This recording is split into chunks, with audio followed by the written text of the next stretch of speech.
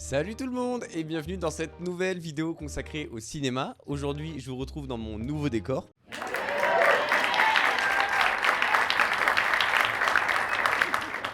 Donc n'hésitez pas à me dire ce que vous en pensez, s'il y a des films que vous avez retrouvés et que vous avez peut-être beaucoup aimé, n'hésitez pas à me donner vos retours. J'en suis ultra fier de ce mur. Généralement, je vous fais des vidéos d'analyse de films issus de ma liste de films à voir, ou alors j'analyse un film qui vient de sortir au cinéma. Ma première vidéo que j'ai sortie qui était avec les 3 mousquetaires. Quand je vous parle de cinéma sur Twitch, la chaîne est juste là, je vous dis souvent de travailler votre culture cinématographique. Et ça peut faire peur, parce que vous êtes beaucoup à être très jeunes sur la chaîne. Et ça peut faire peur de se confronter au cinéma, il y a tellement de réalisateurs différents, de genres différents, il y a eu tellement de films qui ont été faits, on ne sait pas par où commencer. Et surtout, on a peur de se perdre en fait, de tomber dans des choses qu'on maîtrise pas du tout et de perdre pied. Comme je vous le dis souvent, ce que j'ai envie de faire, c'est du cinéma accessible. Qu'est-ce que ça veut dire? Et bah pour moi, du cinéma accessible, j'ai envie que quiconque qui regarde une analyse d'un film puisse la comprendre et prendre du plaisir à la voir, sans que j'aille trop dans les détails, sans que je sois trop précis ou que j'utilise des termes trop compliqués. Parce que quoi de pire quand on n'est pas habitué à consommer du cinéma que de regarder une analyse pour comprendre un avis ou peut-être avoir envie de voir un film et de tomber sur une personne qui va nous mettre des termes beaucoup trop compliqués ou qui connaît beaucoup trop le réalisateur et au final on se perd et on prend aucun plaisir. Moi ce que j'ai envie de faire c'est voilà, j'ai vu pas mal de films, j'en ai encore beaucoup à voir, mais voilà mon avis, voilà ce que j'ai pu comprendre, ce que j'ai trouvé intéressant, voilà pourquoi je vous le conseille. Parce que oui, quand je fais une analyse de film, généralement je vous invite à aller le voir. Je vous dis tous les points positifs qu'il a pu avoir et aussi parfois les négatifs. Mais je tomberai jamais sur un film. Je vais pas vous faire une analyse de Shazam 2, oh mon dieu c'est une purge. Chacun se fait son avis et si le film est mauvais, et ben on le met pas en avant. Et mettons en avant ce qui est bon. Tout ça pour vous dire que j'avais envie de vous faire une vidéo qui peut vous aider à travailler votre culture cinématographique. Alors voilà, je fais cette petite vidéo pour vous aider, pour vous donner des conseils. Qu'est-ce que j'ai appliqué et qui m'a permis de voir le plus de films possible? Du coup, c'est parti!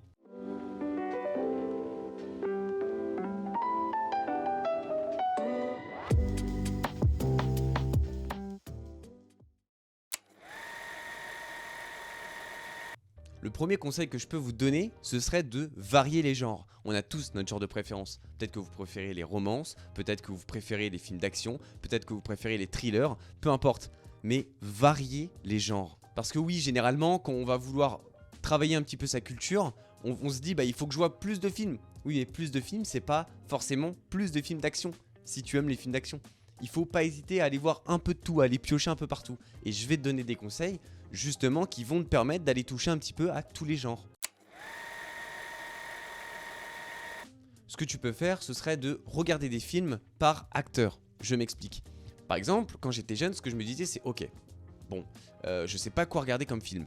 Bah, ce qu'on va faire, c'est que je vais taper Leonardo DiCaprio parce que j'adore cet acteur. Et puis bon, on va se faire tous ses films. Et puis bah ça me fera déjà une douzaine de films. Donc je tapais le nom de l'acteur, j'avais une longue barre avec tous ses films et je les enchaînais. Et vous allez voir que déjà regarder des films avec ne serait-ce qu'un acteur, et bah ça va vous permettre de voir un certain nombre de films, de voir un film dans certains genres si l'acteur varie quand même un petit peu. Je vous conseille de ne pas prendre un acteur qui reste toujours dans le même genre, sinon ça va être un peu redondant. Et ça, c'est ultra important. Ayez toujours un point d'accroche. Quand vous regardez un film, il faut toujours qu'il y ait quelque chose qui vous aide. Parfois, il faut se faire un petit peu violence et sortir complètement de sa zone de confort. Par exemple, commencer à regarder des films grâce à un acteur. Comme ça, vous avez toujours ce point d'accroche. Peut-être que le film va pas me plaire, mais au moins, j'aurais vu un film de plus avec cet acteur qui me plaît. Prenez une époque. Par exemple, si vous adorez les années 60 aux États-Unis, et bah vous regardez énormément de films durant les années 60. Pas qui ont été faits, mais qui se passent pendant. Le conseil suivant, qui est un peu comme regarder des films par acteur, ce serait regarder des films par réalisateur. Et là vous dites, oula, mais justement on n'a pas de culture, on connaît pas moi, comment je vais voir des réalisateurs genre. Mais en fait vous allez voir qu'il y a des réalisateurs que vous connaissez déjà. Si je prends un exemple, et bah Tarantino, Quentin Tarantino. Vous allez voir taper le nom, vous allez avoir plein de films.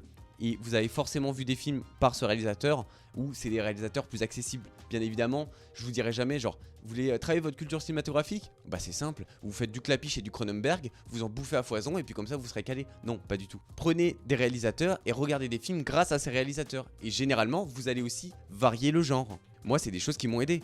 Pareillement, j'avais pris Tarantino, j'ai tapé son nom, j'ai dit ok, il a fait tout ça. Ah, mais ça c'est lui, mais oui, mais c'est méga connu. Ok, d'accord, je vois. Bon bah vas-y, on se le fait. Et on réfléchit pas, on y va. D'ailleurs, ça c'est un nouveau conseil que je peux vous donner. Si vous tombez sur un film, vous faites la règle du 3, 2, 1. Vous réfléchissez pas. 3, 2, 1, je lance. Ne cherchez pas, parce que généralement quand on va être sur une page de film, certains soirs, quand on sait pas quoi regarder, eh ben on va défiler, sans s'arrêter. On va regarder de quoi ça parle. Oh ouais, non mais je suis pas sûr. Oh mais ça je sais pas. Ouais non mais y a personne que je connais ou je... Ah non je sais pas. En fait réfléchissez pas. 3, 2, 1, on y va, on regarde.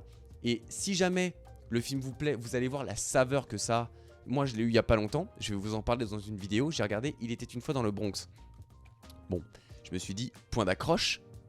Ok, c'est génial. On va avoir Robert De Niro. Point d'accroche, génial. Ça se passe durant les années 60. Deuxième point d'accroche, aux États-Unis, génial. Bon, et bah écoute, 3, 2, 1, on lance et on verra bien.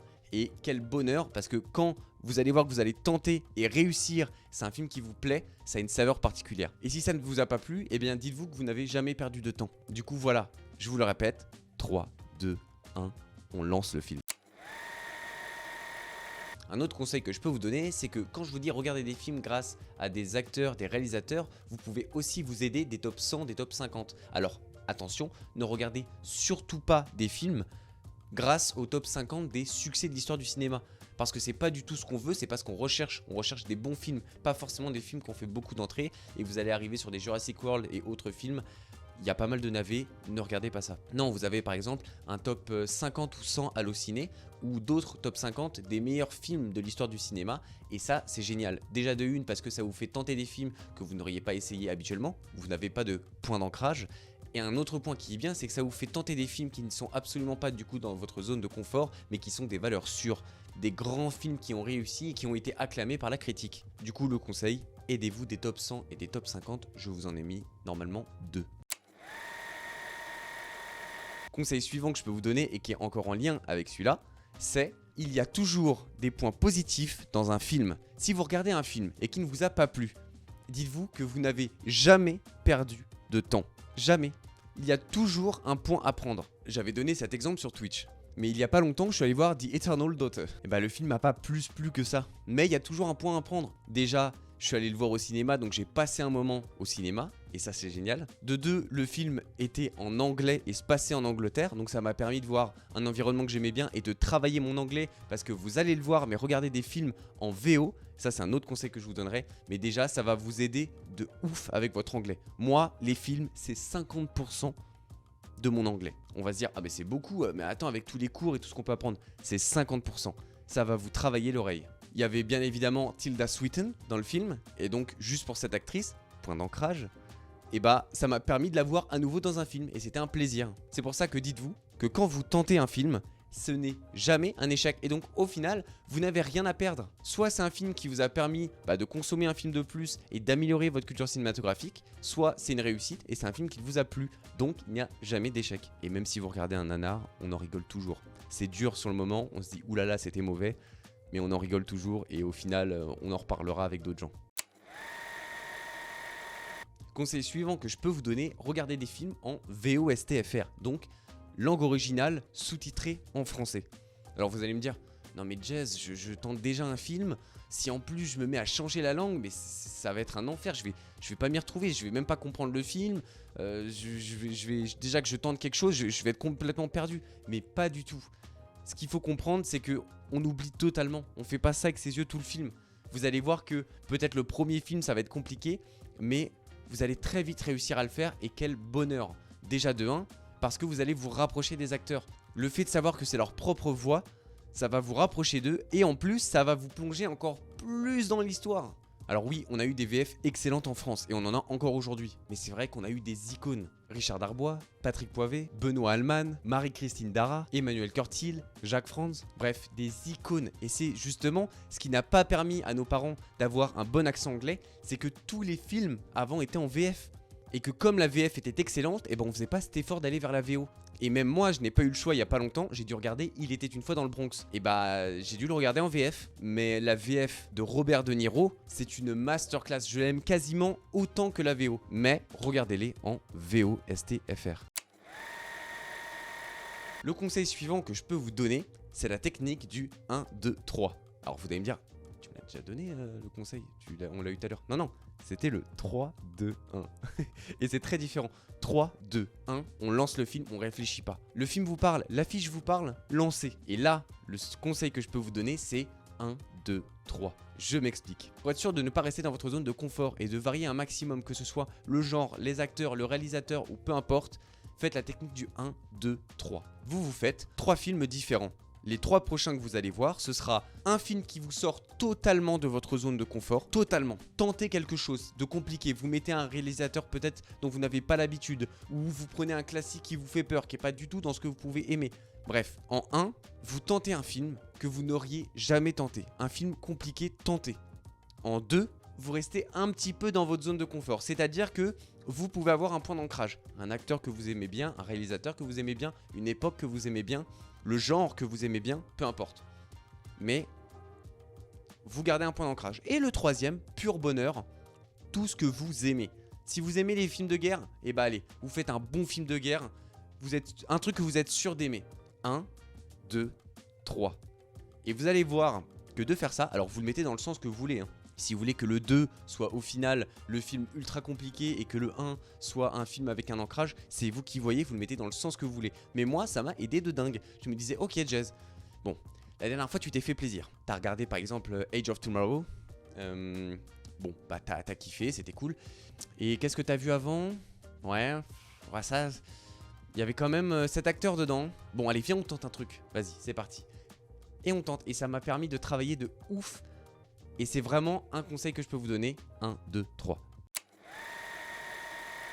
Prenez la carte UGC. Et là, vous vous dites, placement de produit. Oh, pas du tout. Oh. Pas du tout. J'aimerais bien UGC, n'hésitez pas. Mais prenez la carte du cinéma dans lequel vous allez. Moi, j'ai toujours, ça fait 10-15 ans que je vais à UGC. Donc, je suis habitué. Mais si c'est par exemple Pathé ou autre, prenez la carte. Moi en tout cas pour UGC, je vous invite vraiment à la prendre parce que ça vous invitera à aller au cinéma. Vous dites, ouais mais franchement, déjà j'essaie de me mettre au cinéma et tu me parles déjà de prendre un abonnement, on n'a pas forcément la thune. Et en plus, moi je vais pas assez au ciné quoi. Enfin, j'y vais vraiment quand il y a un film qui me plaît, c'est une fois par mois quoi. Mais justement, quand on va au cinéma, votre place elle est à peu près à 13 €. Et généralement on prend un petit popcorn avec. Et ben en fait vous avez déjà payé votre abonnement au mois. Vous avez énormément d'avantages de réduction quand vous êtes jeune. Et sinon, même si vous avez mon âge ou plus, la carte UGC est extrêmement rentable. Donc, quand vous aurez la carte, déjà, vous pourrez accumuler des points à chaque fois que vous allez au cinéma. Donc, au fur et à mesure, votre popcorn, vous pourrez l'avoir gratuit en plus de votre place.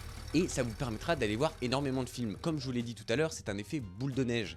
Le fait d'avoir la possibilité d'aller au cinéma vous poussera à y aller. Plus vous irez au cinéma, plus vous aurez envie d'y aller, etc., etc., etc.